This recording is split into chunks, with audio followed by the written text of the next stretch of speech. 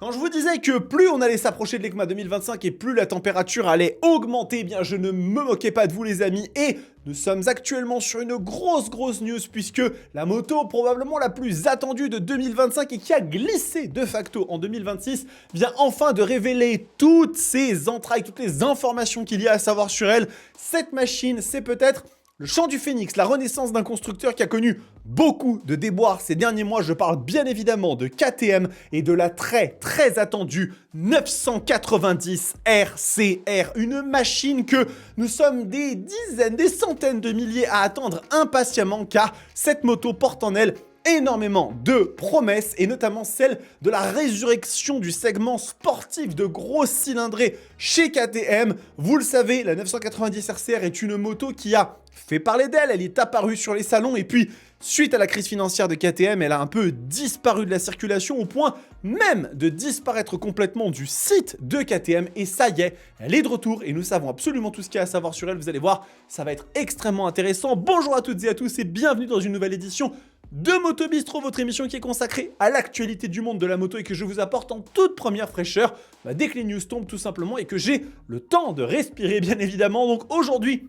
nous allons parler de cette KTM 990 RCR puisque nous savons enfin toutes ses caractéristiques. La machine est tout simplement réapparue et bien sûr le site de KTM, ça y est, elle est là. Si on va dans les modèles, je ne me suis pas amusé à aller chercher une URL un peu cachée quand on va dans Supermoto, et non pas dans Supermoto, dans Supersport pardon. Elle est ici, 2026 KTM 990 RCR.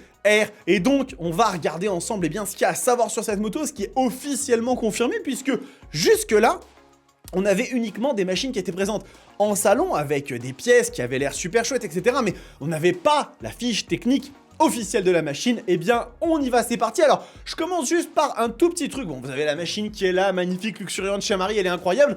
Il y a presque 20 ans, la KTM RC8, attention, la KTM RC8, la machine qui a donné naissance à la Super Duke, le moteur LC8 justement, a montré que KTM pouvait faire vivre des adrénalines à la conduite sur l'asphalte comme en tout terrain. Depuis lors, le voyage vers une moto super sport de nouvelle génération axée sur la piste et les performances pour la street a abouti à ceci. Alors, je vous le dis tout de suite, je vais lire extrêmement peu de passages du site français de KTM parce que la traduction qui a été faite est une horreur, et je vais vous le dire tout de suite, la machine est fantastique, la traduction est une honte. Que KTM, la plus grosse boîte de moto en Europe, fasse ce genre de trad, c'est un énorme carton rouge, c'est une atteinte énorme à la crédibilité, au professionnalisme de cette marque. Je suis désolé, quand on est aussi gros que KTM, on engage un traducteur, quelqu'un qui va être payé sur 2-3 jours pour faire une belle page avec des expressions qui veulent dire quelque chose,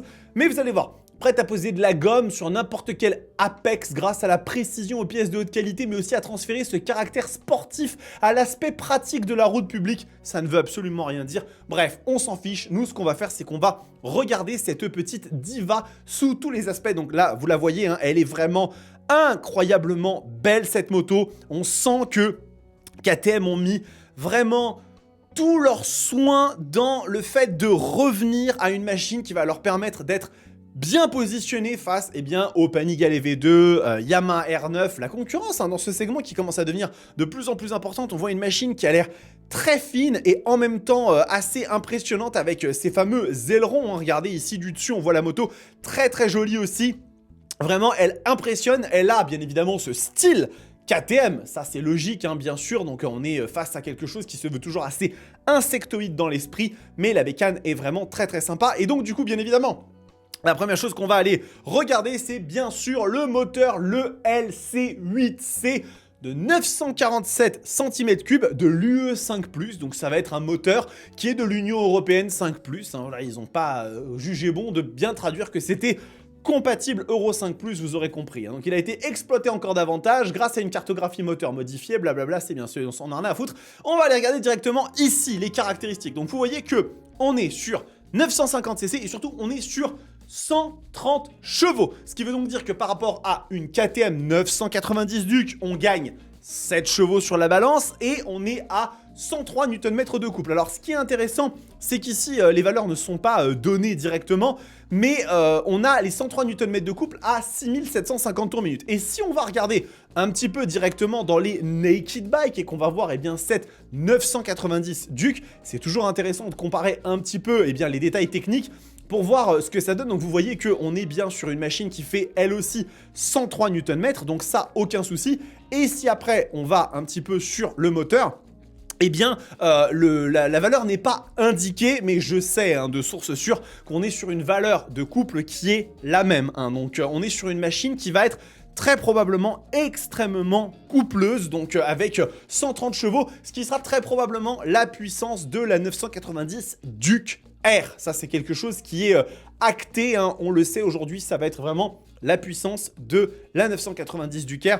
Donc ça, c'est quelque chose qui est extrêmement intéressant. Vous le voyez qu'au niveau du châssis, bon, on va être sur un treillis, ça on le sait très très bien, cadre acier chrome molybdène avec moteur porteur comme élément participant à la rigidité du cadre. La machine fait 184 kg à vide, regardez ici on a le poids avec réservoir plein, 195 kg, donc alors je suis quand même un petit peu dubitatif parce que 15,7 litres, normalement la conversion ça donne pas ça. Mais si elle fait bien 195 kg tout plein fait, c'est une machine qui va avoir un rapport poids-puissance extrêmement intéressant puisque vous n'êtes pas sans le savoir, mais la Yamaha R9, c'est une machine qui est aussi sur des gammes de poids qui sont assez similaires. On va être sur à peu près la même chose. Regardez, on va regarder ici directement les caractéristiques de la Yamaha R9 et en dimension, on est à 195 kg. C'est exactement la même chose, donc très intéressant puisque du coup le rapport poids-puissance penche en faveur de la 990 RCR qui a quand même, je vous le rappelle, 11 chevaux de plus. Et en termes de couple,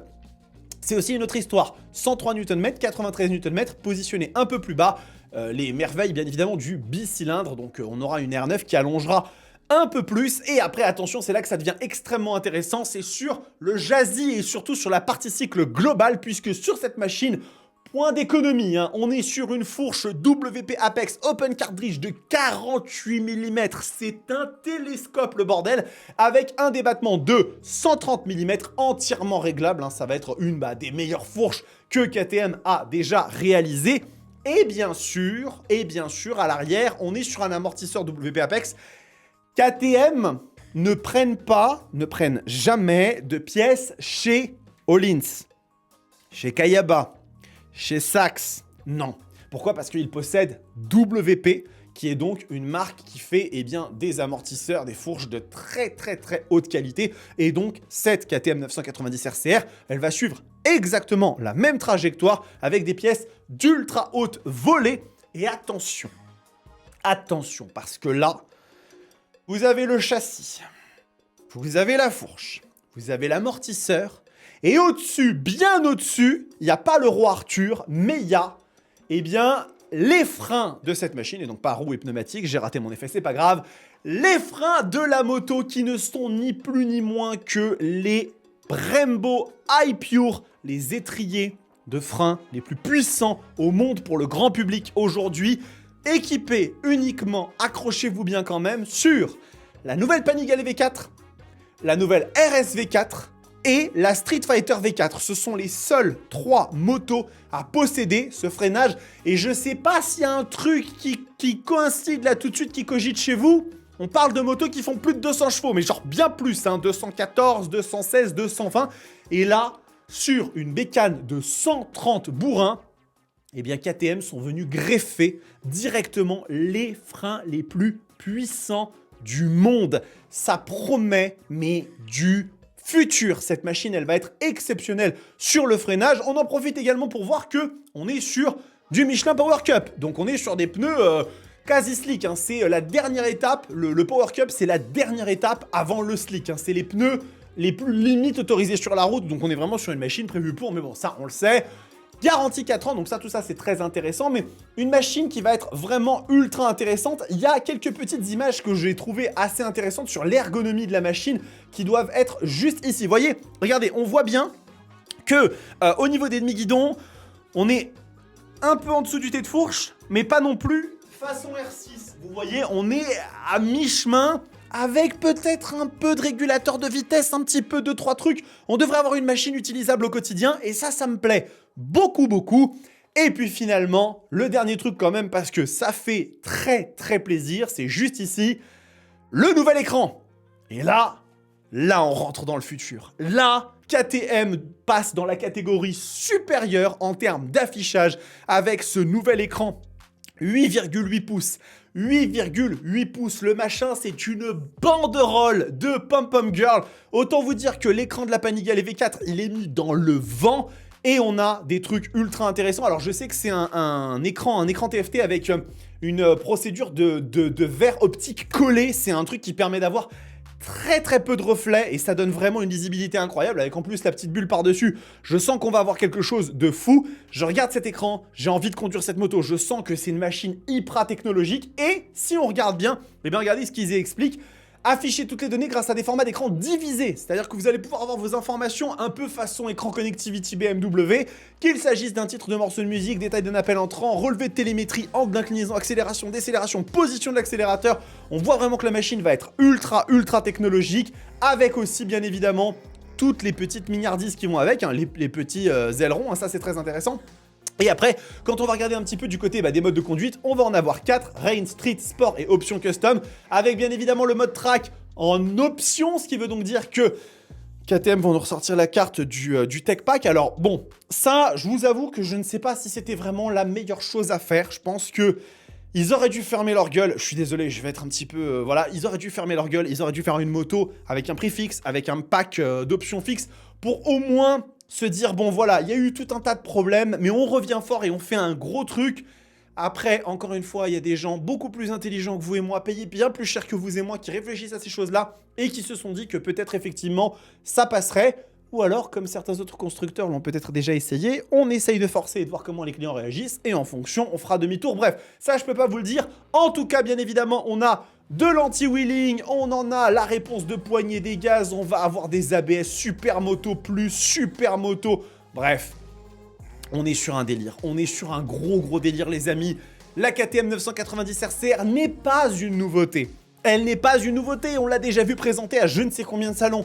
Mais à chaque fois qu'on la voit, on se dit, ah là là, on espère qu'elle va vite arriver. Et a priori, c'est la dernière information que je peux vous donner qui n'est pas officielle parce que je n'ai pas réussi à mettre la main dessus, mais la machine devrait être disponible en 2026, au début 2026 normalement. J'entends les bruits de couloir qui disent janvier, février, par-ci par-là. Je croise les doigts pour que Espace Murite reçoive une en occasion. Non, en démo déjà, ce serait bien qu'on puisse l'essayer. Je vous la présente quand même en couleur grise parce qu'elle est quand même vraiment pas mal du tout comme ça. Alors, moi direct, hein, j'ai une préférence pour le orange.